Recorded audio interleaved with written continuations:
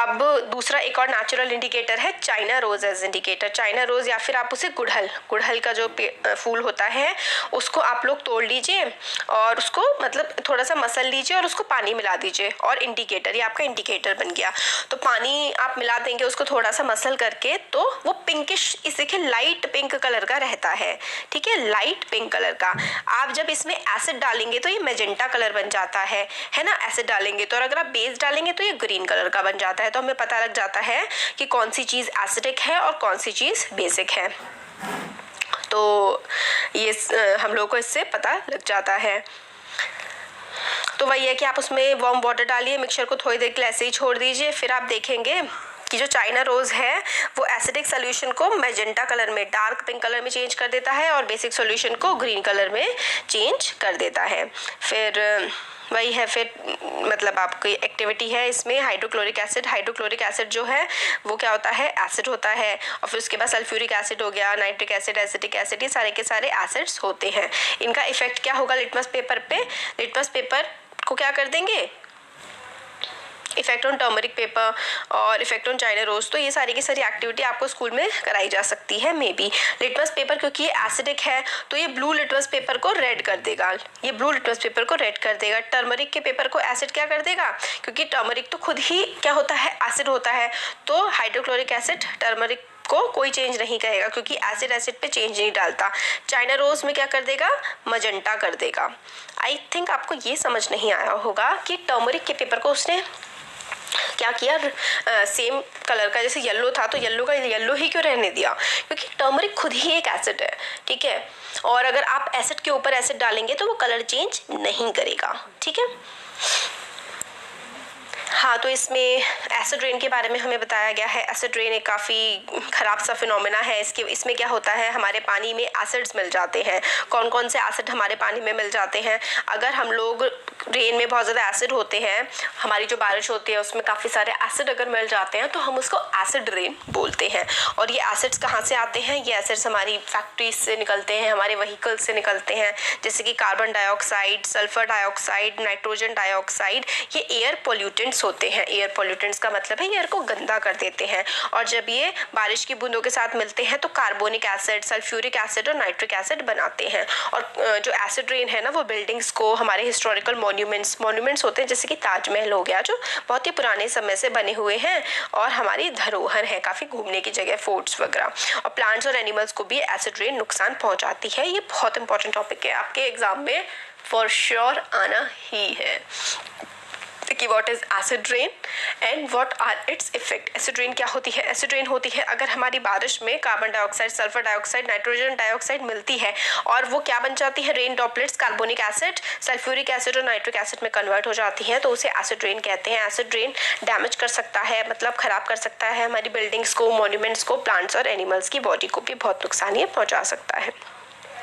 अब ये बताया गया है कि हम लोगों को ध्यान से जो एसिड्स और बेसेस होते हैं ना लेबोरेटरी में, उसको उठाना चाहिए, क्योंकि वरना अगर हम ध्यान नहीं देंगे तो वो हमारी बॉडी को काफ़ी ज़्यादा नुकसान पहुंचा सकता है। अब आता है न्यूट्रलाइजेशन। हम लोगों ने पढ़ा कि एसिड्स जो टर्न कर देते हैं ब्लू लिटमस को रेड में और बेसेस टर्न कर देते हैं रेड लिटमस को ब्लू में। तो एक एक्टिविटी कर रहे हैं किस इंडिकेटर से हेल्प से, फिनोप्थलीन एक दूसरा इंडिकेटर है। तो क्या किया है ना कि टेस्ट ट्यूब में फिनोप्थलीन ले लिया, आपने टेस्ट ट्यूब में फिनोप्थलीन ले लिया। यहाँ से देख के देखते हैं ये एक्टिविटी जो यहाँ पे हो रही है कि आपने एक उसमें फिनोप्थलीन ले लिया, फिर एक में आप डाल देंगे सोडियम हाइड्रोक्साइड, यानी कि सोडियम हाइड्रोक्साइड जो है वो एक बेस होता है, ठीक है।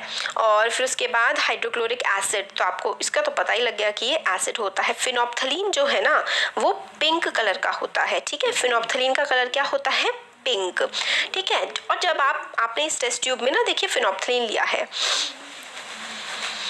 हाँ ये देखिए ये क्या है, ये है फिनोप्थलीन। अगर आप फिनोप्थलीन में एसिड डालेंगे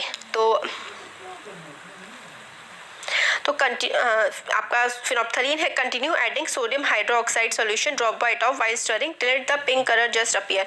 तो अगर आप लोग इसमें डालते रहेंगे, सोडियम हाइड्रोक्साइड आप डालते रहेंगे तो पिंक कलर जो है ना उसका फिनोप्थलीन का वो मतलब पानी जैसा हो जाएगा।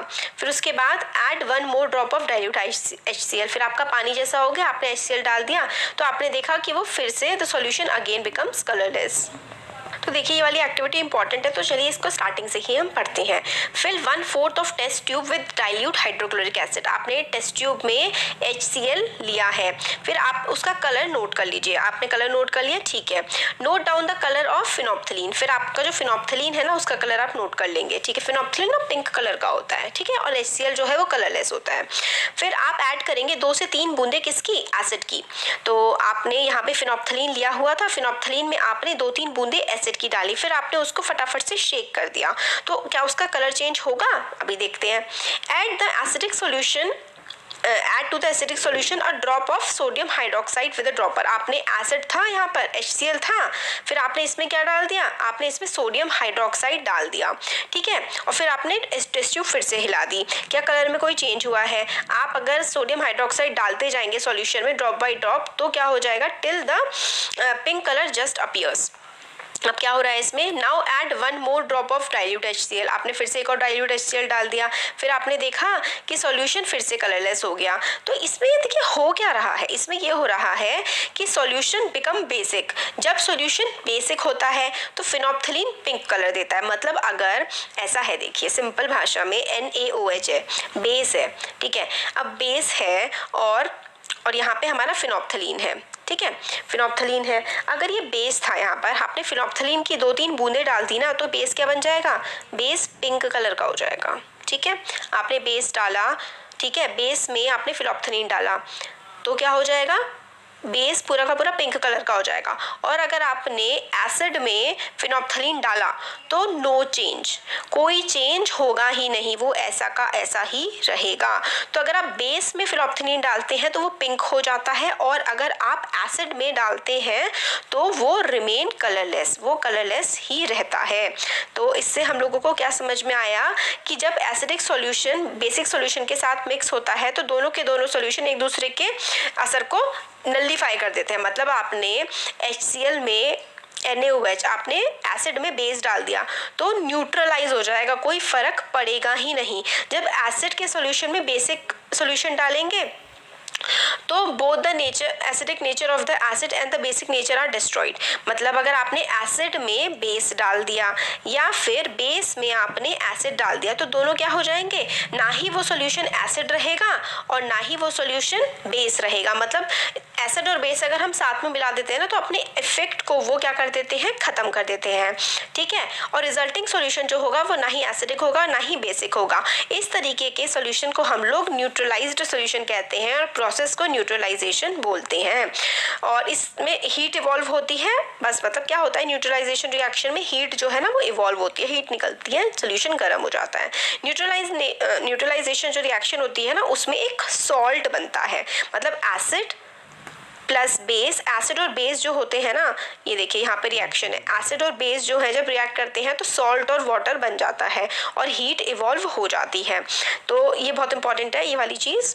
The reaction between an acid and base is known as neutralisation. तो एसिड और बेस के बीच में जो रिएक्शन होती है ना उसको हम लोग न्यूट्रलाइजेशन बोलते हैं। और प्रोड्यूस क्या करते हैं, ये वाटर और हीट प्रोड्यूस कर देते हैं। तो जैसे कि HCl और सोडियम हाइड्रोक्साइड है तो वो सोडियम क्लोराइड बना देंगे, यानी कि नमक, सॉल्ट बन जाएगा और वाटर रिलीज हो जाएगा, ठीक है। तो ये चीज़ भी बहुत इंपॉर्टेंट है कि acid plus base give salt and water, ठीक है। अब neutralisation in everyday life, daily की लाइफ में न्यूट्रलाइजेशन कहाँ कहाँ काम करता है, आपका इंडाइजेशन।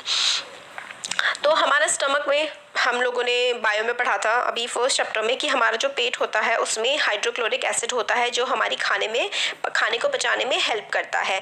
बट अगर बहुत ज़्यादा एसिड हो जाए तो हम लोगों को इंडाइजेशन हो जाता है, हमारा खाना पचता नहीं है। तो जब बहुत ज़्यादा एसिड हो जाता है ना तो हम लोगों को एंटासिड लेने चाहिए, एसिड का तोड़ लेना चाहिए। जैसे कि milk of magnesia, milk of magnesia में मैग्नीशियम हाइड्रोक्साइड होता है, वो एसिड को हमारी बॉडी में कम कर देता है। तो मैग्नीशियम मैग्नीशियम ऑक्साइड MgO होता है हमारी बॉडी में, और वो हमारी बॉडी से एसिड जो है ना, एसिड को वो कम कर देता है। इंडाइजेशन में हमारी बॉडी में एसिड ज़्यादा बनने लगता है तो हम मिल्क ऑफ मैग्नीशिया पी लेते हैं। ये चीज़ बहुत इंपॉर्टेंट है, याद रखिएगा। मिल्क ऑफ मैग्नीशिया ले लेते हैं जब हम लोगों को एसिडिटी बनती है, या फिर हम कोई एंटासिड ले लेते हैं।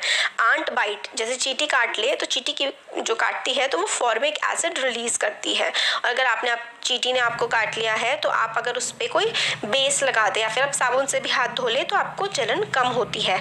तो neutralised bye rubbing moist baking soda, आपके घर में बेकिंग सोडा होगा तो उसको आप रब कर लीजिए, और कैलामाइन सॉल्यूशंस वगैरह होते हैं जिसमें जिंक वगैरह हो, मतलब आप बेकिंग सोडा लगा सकते हैं, उससे आंट की बाइट का जो असर है वो न्यूट्रलाइज हो जाता है।